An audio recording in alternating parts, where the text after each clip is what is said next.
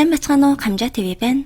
Тайзан дээр хичээнгүйлэн жүжиглэлт хийж байгаа эмэгтэйг Дамей гэдэг. Харин бодгоо арилгасныхан дараа харах юм бол эмэгтэй биш, эрэгтэй мөдгийг нь та бүхэн харж болно.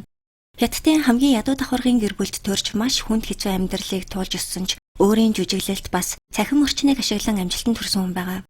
Эмэгтэйлэг дүр төрх жүжиглэх чадвараа харуулж хийсэн бичлэгээ сошиал байрлуулснаар хэдэн сая дагагчтай инфлюенсер болж лайваар бүтээгдэхүүн сурталчлаад богино хугацаанд ядуу амьдралаасаа салж баян чинэлэг амьдралд хөл тавьсан. Гэвч өнгөрсөн жил 2023 оны 7 сард түүнд тохиолдсон золгүй явдлын талаар өнөөдөр ярихаар бэлтлээ.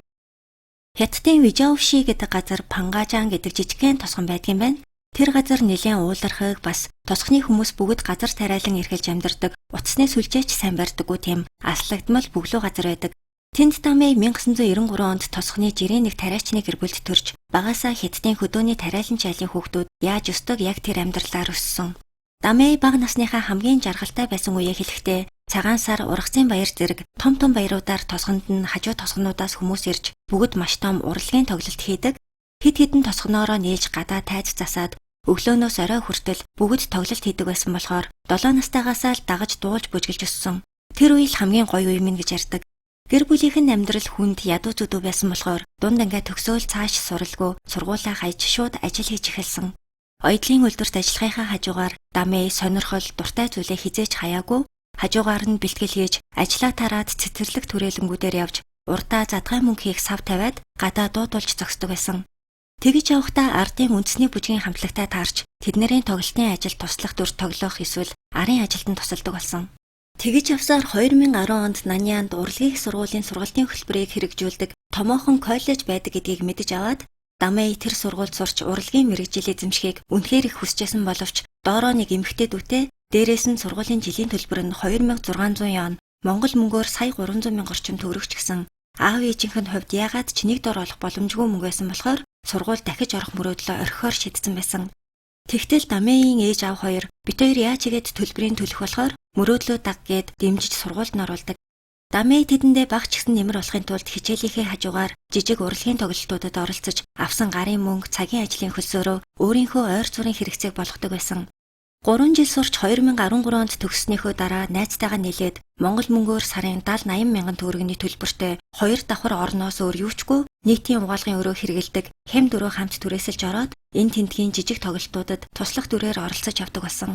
Өглөө 5 цагт босоод гадаа тоглолт хурим найр хүүхдийн төрсөн өдргээд ямар ч арга хэмжээндээр юу ч голохгүй бүгдийг хийдэг. Дээрээс нь ажилч гэсэн тэр бүр олдоод байдаггүй. Ажлынхаа хөлсөнд авсан мөнгөнийхөө ихэнх хэсгийг ажил болж өгсөн зуучлагч хүмүүстэйгээ хувааж авдаг болохоор үнэхээр өдөр хоногоол болгож ихэнх мөнгөнд будаг тайзны хувцас замын зардалтаа зарцуулагддаг байсан. Сүүл рүүгээ хамт ажилладаг байсан найзууд нь ажлаа орхиж өөр тогтвортой ажлыг хайж авцгаасан бол Дамей урлагаа хизээч орхихгүй байхаар шийдэж олсон жоохон мөнгөө цуглуулж хамгийн их анхаарал татах тайзны хувцас хэрэглэл авахтаа зориулсан. Бэлтгэлдээ бэлэн байдал байгаа хүнд боломж хизээд ирдэг гэдэг үгийг хэлэх дуртай байсан болохоор Дамей ямар ч тоглолтгүй өдрөө шинэ дуу бүжиг сурч аажмаар чадвар нь улам нэмэгдэж явандаа авдаг ажлын хөлсөн ч нэмэгдсэн. Сургуулаа төгсөөд 3 жил нойр хоолгүй ажилласны эцэст 2016 оноос Намьян төдийгүй эргэн тойрны бүс нутгуудаа нэр нь гарч Дамейг уурч хайх хүмүүсийн тоо нэмэгдсэн. Нэг тоглолтод оролцоод 1000 юан авдаг болсон нь өмнөхөө бодвол тэрний хувьд маш том амжилт ч гэсэн илүү их мөнгө олохын тулд 2017 оноос хойш сошиал медиаг ашиглан гоо сайхны бүтээгдэхүүн зарж эхэлсэн. SNS дээр Дамей 2 төрлийн бичлэг байршуулдгийн нэг нь нүрээ бодож эмэгтэй хүний дүрээр тоглолтынхаа хувцастай гарч ирээд нутгийнхаа аялгаар эрэгтэй хоолоогоороо жүжиглдэг бичлэг бол нөгөөх нь ажил хэрэгч эмэгтэй дүр бүтээж хүмүүсийн сонирхлыг татсан олон хөгжилтэй бичлэгүүдийг хийж ирсэн. Дамейг трансгендер гэх маш олон дайралтууд ирж байсан ч тэр хизээш нэм байгаагүй. Нэг удаа хийсэн тайлбар дээрээ би зүгээр л нэг тайзны жүжигчин хүн камерын урдал эмэгтэй болж жүжиглдэг болохоос үнэндээ би жирийн нэг эрэгтэй хүн гэж хэлж байсан. 2 жилийн дотор Дамей 2 сая дагагчтай бидний хэлдгээр инфлюенсер буюу нөлөөлөгч болж бичлэгийн зохиол улам сайжирч дээрээс нь лайваар гоо сайхны бүтээгдэхүүн зардаг байсан болохоор богино хугацаанд алдартай бас баян болж чадсан.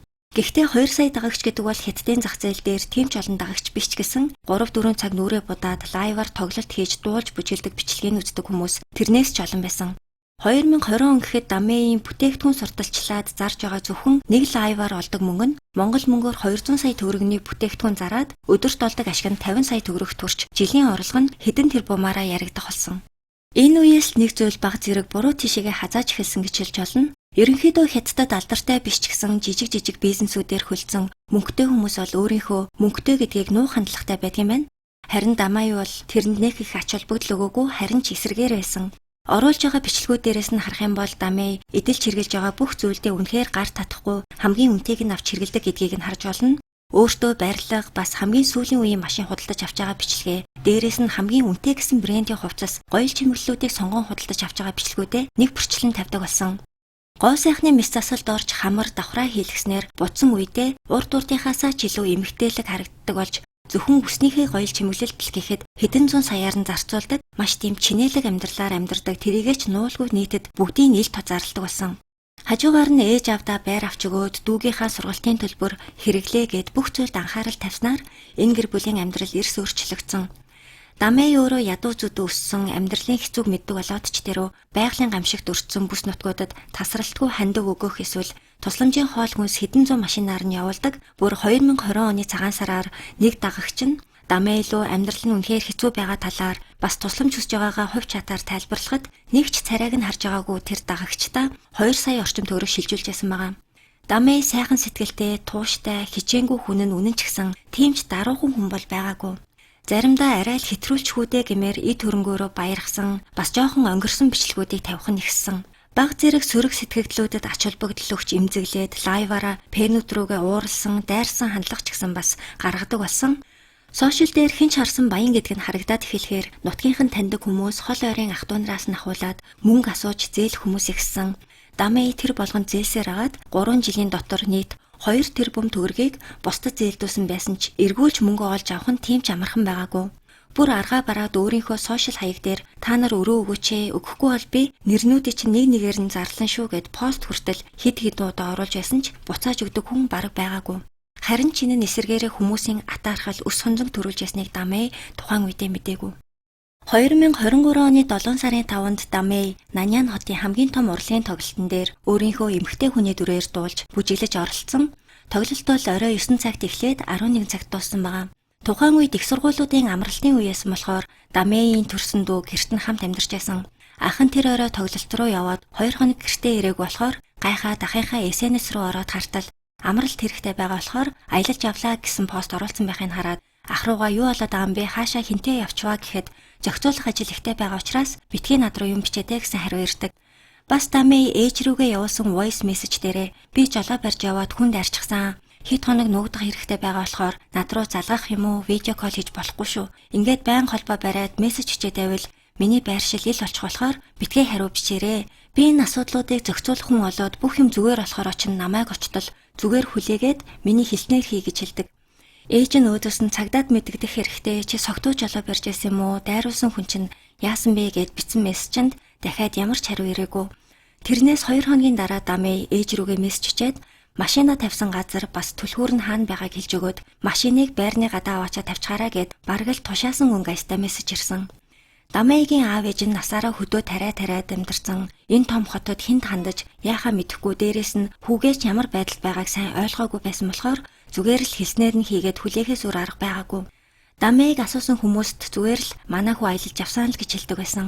Найзуудынх нь хувьд бол өдөрт 4-5 пост оруулдаг, байнга лайв хийдэг хүн гинэт аялалж явлаа гэд аяллаа талаарх ямар ч зураг бичлэг оруулахгүй байгааг нь гайхаад аав ээжтэй нь холбогдож үзсэн ч төрсөн аав ээж нь манай хүү нутаг руугаа зохицуулах ажил гаргаж явсан, санаа зовлтгүй гэж ясан болохоор чимээгүй байгаад байсан.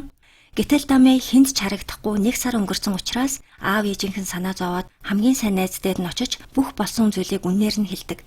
Ямар ч тач Дамей хамгийн сүлд хүн дайрсан гэж бичсэн байсан учраас цагдаад мэдэгдэлгүйгээр найз нь эхлээд машиных нь хар хайрцгийг шалгаж үзэх гэсэн боловч мемори картыг аль хэдийн авсан, бас таньдаг хүнээрээ хэлд авсан үгүүг нь шалгуулж үзэхэд хэдтаас гарсан ямар ч улмар байгаагүй. Ингээд Дамей алга болоод бараг 2 сар орчим болох гэж байх үе буюу 8 сарын 28-нд аав ээж нь цагдаад мэдгдсэн. Цагдаа нар 3 хоногийн дотор л Дамейг олсон боловч харамсалтай нас бараад нэлээд удацсан, цогцсон муудаж ялзарсан байдалтай болцсон. Цагдаа нар энэ хэргийг ийм хурдан илрүүлсэн 2 гол шалтгаан байгаа. Нэг нь алга болдог өдрөө Дамейн очсон тоглолт дууссаны дараа машины байршил өмнө нь 1 ч удаа очиж байгаагүй байршил дээр очсон тогтоогдсон. Хоёрдугаарт алга болсноос 3 хоногийн дараа картнаасаа бараг 1 тэрбум төгрөгийг өөр хүн рүү шилжүүлсэн байсан. Гол нь энэ мөнгө хүлээж авсан данс нь voice phishing буюу дуудлагын заллин ч юм уу голдуу гэмт хэрэгт ашиглагддаг хуурамч данс байсан байгаа. Тоглолт дуусны дараа Дамей ганцаараа биш 2 залуу нэг эмэгтэйтэй хамт машиндаа суусан нь камерын бичлэгт бичигдэж үлдсэн байгаа. Цагдаа нар хамгийн түрүүнд тэр 3 хүнийг сэжигтэн гэж үзээд шууд олж баривчилсан.